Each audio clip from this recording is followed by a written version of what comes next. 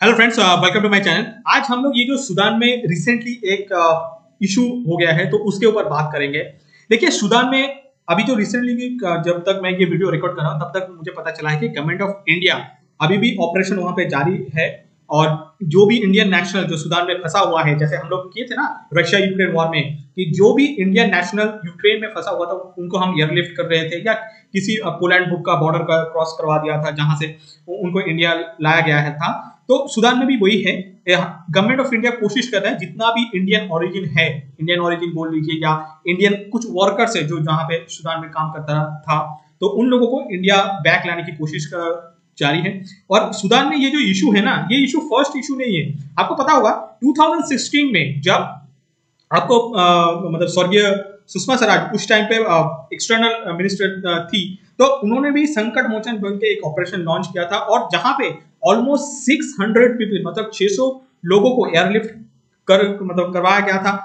और ये एयरलिफ्ट किया था इंडियन एयरफोर्स ने। उस टाइम पे वीके सिंह जो minister of state external affairs है, मतलब आपका एक्सटर्नल अफेयर्स मिनिस्टर से एक कदम नीचे जो औहदा है वहां पे वीके सिंह इसका इंचार्ज था। और उस टाइम पे अक्षय कुमार इसको मतलब बड़ा चढ़ा के बोल रहा था। उसका रीजन वही है कि उस टाइम पे अक्षय कुमार का जितना भी मूवी आता था ना, वो देखिएगा कि मतलब नेशनल इंटरेस्ट के बेस पे होता था, तो इसके लिए। और उसका मूवी उस टाइम पे चलता भी था, अभी तो चलता नहीं है।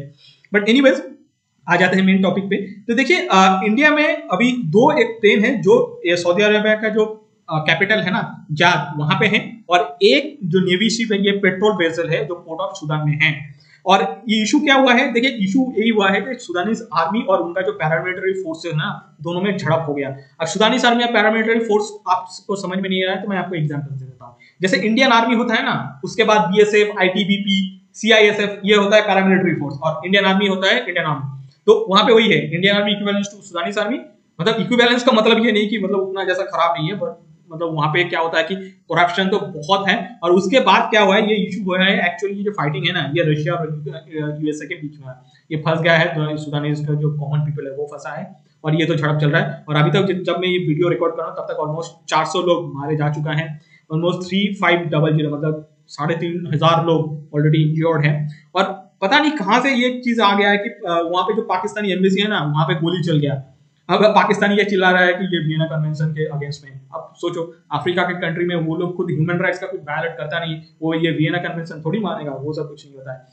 और सूडान का जो इशू है ना, वो आप समझने के लिए मैं आपको बोलता हूँ, मेरा जो चैनल में वीडियो होता है ना वो पाकिस्तान रिलेटेड होता है, तो मैं आपको बोलता हूँ कि क्या इशू है।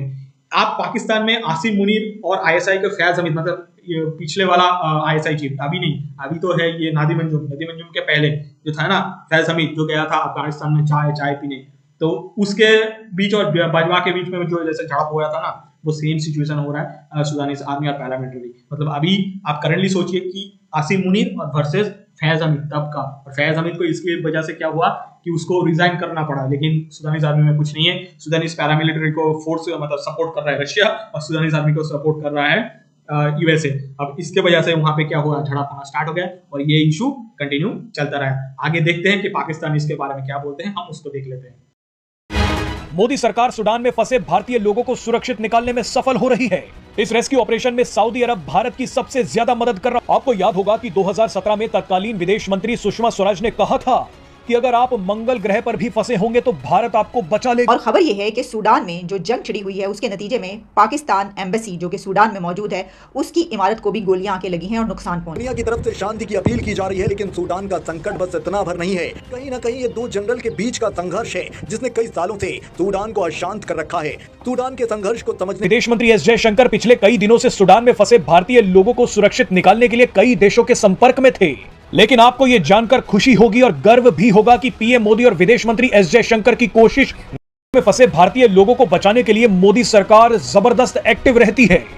आपको याद होगा कि 2017 में तत्कालीन विदेश मंत्री सुषमा स्वराज ने कहा था कि अगर आप मंगल ग्रह पर भी फंसे होंगे तो भारत आपको बचा लेगा। क्योंकि सूडानी फौज और पैरामिलिट्री फोर्स के दरमियान ही ये झड़पें हैं, तो लोग ये भी कह रहे हैं कि दो जर्नलों की आपसी रस्साकशी ने सूडान को भी फाई लगा दिया। इसका क्या मतलब हुआ? दो जर्नलों की आपसी लड़ाई ने सूडान को भी तबाह बर्बाद कर दिया, तो और किसको किया? पता नहीं ऐसी बातें क्यों करते हैं लोग। अच्छा, हम जरा जो है वो आगे बढ़ते हैं। वैसे मैं आपको ये बता दूं कि 200 से ज़्यादा लोग जो हैं वो वहाँ पे हलाक हो चुके हैं। और ख़बर ये है कि सूडान में जो जंग छिड़ी हुई है उसके नतीजे में पाकिस्तान एम्बेसी जो कि सूडान में मौजूद है उसकी इमारत को भी गोलियां आके लगी हैं और नुकसान पहुंचा है, जिस पर पाकिस्तानी अथॉरिटीज़ की तरफ से कहा गया है कि ये वियना कन्वेंशन की वायलेशन है।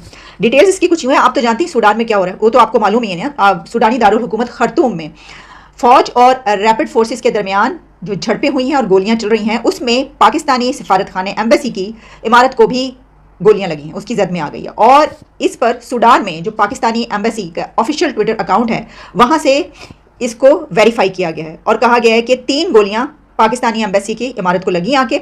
और इस पर पाकिस्तानी एम्बेसी का ये कहना है कि जो वहाँ पर एम्बेसी में स्टाफ मौजूद है उसको सिक्योरिटी सूडान हुकूमत की दुनिया की तरफ से शांति की अपील की जा रही है, लेकिन सूडान का संकट बस इतना भर नहीं है। कहीं ना कहीं ये 2 जनरल के बीच का संघर्ष है जिसने कई सालों से सूडान को अशांत कर रखा है।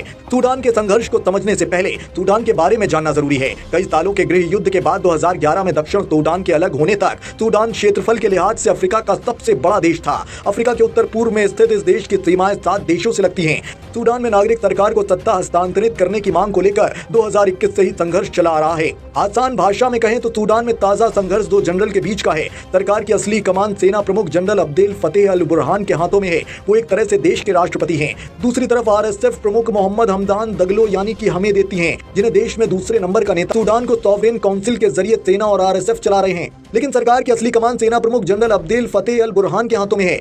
सॉवरेन काउंसिल के डिप्टी और RSF प्रमुख हेमेदेती देश के दूसरे नंबर के नेता हैं। ताजा हिंसा कई दिनों के तनाव के बाद भड़क गई। RSF के जवानों को अपने लिए खतरा मानते हुए सेना ने पिछले सप्ताह इसकी तैनाती को बदलते हुए नई व्यवस्था शुरू की। इसे लेकर RSF के जवान नाराज थे। साल 2021 से ही सेना और अर्धसैनिक बल आमने सामने हैं। 1 लाख की तादाद वाली रैपिड सपोर्ट फोर्स के सेना में विलय होने के बाद बनने वाली नई सेना का नेतृत्व कौन करेगा, इसको लेकर भी दोनों जनरल के बीच विवाद है। RSF कितनी ताकतवर? 2013 में RSF यानी रैपिड सपोर्ट फोर्स बनाई गई थी। हालांकि आगे चलकर यही सूडान के लिए अस्थिरता का कारण बनती गई, क्योंकि ये फोर्स बहुत ताकतवर है। इसकी उत्पत्ति जंजीवाद विद्रोही संगठन के रूप में हुई थी। इस फोर्स पर पहले भी कई बार निर्मम हत्या करने का आरोप लग चुका है। हेमेदती ने एक ऐसा संगठन तैयार किया है जो सेना को भी चुनौती देने से पीछे नहीं हटता।